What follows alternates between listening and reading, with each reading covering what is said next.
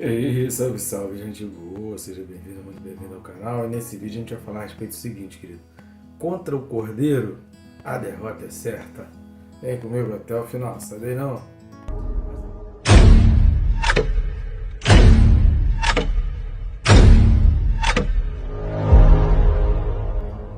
Mas antes, não deixe de se inscrever no canal. Clica aí bem rápido, você vai fazer a tua inscrição. Clicando no botão de se inscrever aí embaixo, aproveita e já toca no sininho. E quer fazer mais uma coisa? Marca a opção todas, assim você não perde, você se disciplina para estar estudando ali, porque você está sendo avisado, então você fica sempre confrontado com esse desafio de estudar a palavra versículo a versículo. E querido, nosso objetivo é estar abençoando vidas, então nos ajude a abençoar mais vidas ainda, curtindo, comentando e compartilhando, para que esse alcance aumente e o número de pessoas abençoadas, o número de pessoas estudando a palavra, refletindo sobre a palavra, aumente cada vez mais. Posso contar contigo nessa missão? Vamos lá, o texto desse vídeo, Apocalipse 19, versículo 19 e 20. Apocalipse 19, versículos 19 e 20 diz assim: E vi a besta e os reis da terra com os seus exércitos, congregados para pelejarem contra aquele que estava montado no cavalo e contra o seu exército. Mas a besta foi aprisionada, e com ela o falso profeta, que com os sinais feitos diante dela, seduziu aqueles que receberam a marca da besta, e eram os adoradores da sua imagem. Os dois foram lançados vivos dentro do lago de fogo, que arde com enxofre. Então aqui a gente já tem mais pontos difíceis aí de entender com relação ao livro aí do Apocalipse. Porém, a gente vem tentar esclarecer um pouco, ajudar você na compreensão, principalmente nesses episódios finais. A gente está arrumando aqui para o final então, de toda a história da humanidade, e a gente está chegando num ponto que é crucial. No capítulo 20 de Apocalipse vai falar do diabo, que é aprisionado 1000 anos, e ali já vai mencionar que a besta e o falso profeta já estavam no lago de fogo e enxofre. Porém, o diabo não é lançado no lago de fogo e enxofre, ele é lançado no abismo e fica preso durante 1000 anos. Só depois dos 1000 anos é que o diabo, enfim, é lançado. Mas diabo, besta e falso profeta, lembra? Se você não assistiu, assista aos vídeos aí anteriores que nós já falamos sobre isso, que é na realidade a descrição da trindade satânica. Então, há uma trindade satânica relatada, mencionada aí na Bíblia, e que então é descrita. E dessa trindade, a besta e o falso profeta, que corresponderiam, digamos assim, em oposição direta, o diabo seria a oposição a Deus, a besta seria a oposição ao Espírito Santo e o falso profeta a oposição, o adversário de Cristo. Porém, o texto vai dizer que tanto a besta quanto o falso profeta já serão lançados aqui, serão aprisionados, já serão lançados no lago de fogo e enxofre, que é o Geena, ou seja, o inferno. Então vamos destacar aqui 3 pontos importantes para a gente observar bem rapidamente acerca desse texto que nós lemos, versículos 19 e 20.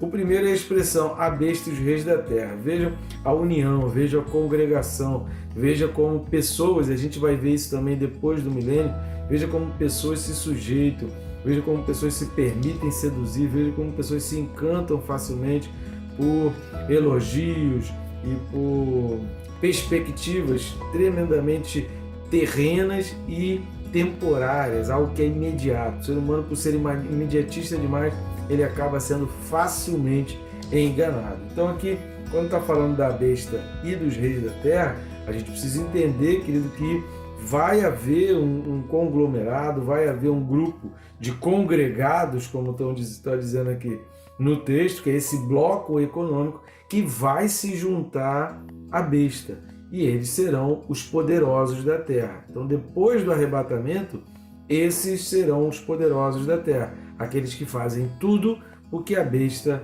mandar. Não sei quem é, mais besta, né? Mas vamos lá. Segundo ponto para a gente identificar aqui é essa expressão aprisionada. Querido, não adiantará se levantar contra o Cordeiro. Então o Cordeiro aparece, vem ele montado no cavalo branco, é o fiel e verdadeiro, tem vários nomes, inclusive um deles que a gente não tem ideia de qual é, só Deus sabe, mas ele tem na sua coxa e no manto escrito Rei dos Reis e Senhor dos Senhores, né? Tem no seu manto e na sua coxa um nome escrito que significa Rei dos Reis, Senhor dos Senhores. Ele está acima desses reis que nós mencionamos anteriormente, ele está acima dos senhores da terra. Então a besta vai ser aprisionada, ela vai levantar para cair, ela vai se encher, se inflar todo simplesmente para ser estourada e para diminuir. E o próprio falso profeta também vai ser destruído. A gente precisa dar uma olhada aí em Apocalipse 14, versículo 10. Apocalipse 14, versículo 10, vai falar o seguinte: também esse beberá do vinho da cólera de Deus, preparado sem mistura, do cálice da sua ira, e será atormentado com fogo e enxofre diante dos santos e na presença do Cordeiro. Próximo tópico que a gente vai falar sobre o inferno, mas eu queria deixar mencionado aqui também, Apocalipse 14, 10, porque é diante dos santos e na presença do Cordeiro. Então os santos que virão nos seus cavalos brancos também contemplarão essa vitória e o lançamento, né, do falso profeta e da besta no lago de fogo e enxofre. Por que Deus não lança o diabo junto ali também? A gente não entende ainda. No capítulo 20 de Apocalipse, vai dar a entender um pouco que um povo vai ficar aqui na terra para a segunda ressurreição, né? Já que a primeira ressurreição serão os ressurrectos no Senhor, os que vão ressurgir em Deus, em Cristo, os salvos, mas aqueles que vão passar pela segunda ressurreição, que virão para a condenação, para a segunda morte. Os que passam pela primeira ressurreição não passam pela segunda morte, mas os que passam pela segunda ressurreição enfrentarão a segunda morte. Deu para entender? A primeira ressurreição é para os santos, eles ressurgirão para a vida eterna. A segunda ressurreição é para os que se permitiram marcar da besta, os que negaram a Jesus e não quiseram saber do Senhor. Esses vão ressurgir para uma morte eterna e o lançamento no inferno, lago de fogo e enxofre. Então, esse aprisionado aí é exatamente isso, diante dos santos vai se levantar para cair. E sobre o inferno, querido, eu queria rapidamente trazer 4 itens, 4 detalhes importantes a respeito do inferno, para onde aqui a besta e o falso profeta vão ser lançados, e que a gente precisa entender que foi feito para eles. Os seres humanos, os reis da terra vão entrar lá porque querem.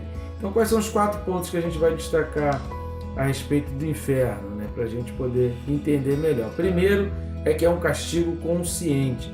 Então, no inferno as pessoas estarão conscientes de tudo aquilo que poderiam ter feito, de todas as escolhas que deixaram de fazer, de todas as escolhas erradas que fizeram, das pessoas que eles viram que fizeram escolhas erradas, das pessoas que eles zombaram, dizendo, lá é o crentão, está sendo enganado, está sendo iludido, está servindo a Deus, está lá na Bíblia. Toda aquela direção ali, eles então vão ser conscientes. Jesus, ele conta a história do rico e Lázaro, recomendo a você a leitura.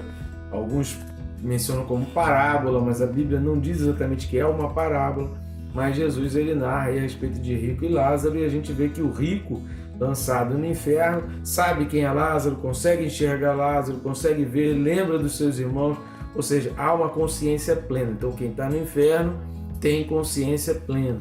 Segunda coisa a respeito de inferno que a gente precisa entender, não é uma ausência de Deus, mas é a presença da ira de Deus, a presença do desprezo de Deus.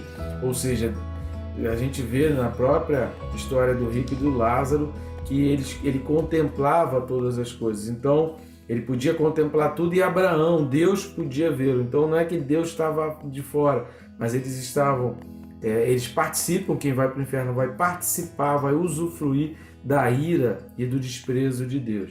Uma outra coisa com relação ao inferno é o que está no versículo 20, capítulo 20, versículo 12, que vai dizer segundo as suas obras, ou seja, as pessoas que vão para o inferno vão porque querem, vão porque negaram a Deus, vão por suas próprias escolhas, vão porque serão julgados de acordo com o seu próprio coração, sua própria maneira de julgar os outros. Então é uma escolha própria, as pessoas estarão ali por escolha. Essa coisa de dizer assim, é mais forte do que eu, não consegui resistir. Querido, Mentira, porque se um resiste, por que o outro não resiste? Ninguém é melhor do que ninguém, ninguém é superior a ninguém, nós temos as nossas fraquezas, cada um tem as suas limitações, mas Deus é quem assiste a tudo em todos, Deus é quem ajuda a todos, Deus está pronto para ajudar a todos. Então as pessoas vão para o inferno por escolhas próprias, porque querem. E a quarta coisa a respeito do inferno é, querido, assim como o céu é melhor do que a gente pode imaginar, você pode ter certeza que o inferno é pior do que qualquer cenário, qualquer ideia que você possa imaginar. Então é para chocar mesmo. A respeito do inferno é para que choque, para que fique chocado. A gente precisa entender que da mesma maneira que o céu é uma realidade, o inferno também é uma realidade. Mas você que está me ouvindo, Deus te escolheu para ser arrebatado. Você não vai participar desse momento, você vai participar da primeira ressurreição para a vida eterna, porque Deus te chamou para estar na vida eterna. Você é aquele que vai ser arrebatado. Creia nisso, peça perdão a Deus e diga: Senhor, eu quero estar contigo na glória. Tem que ter prazer com os santos aqui, né?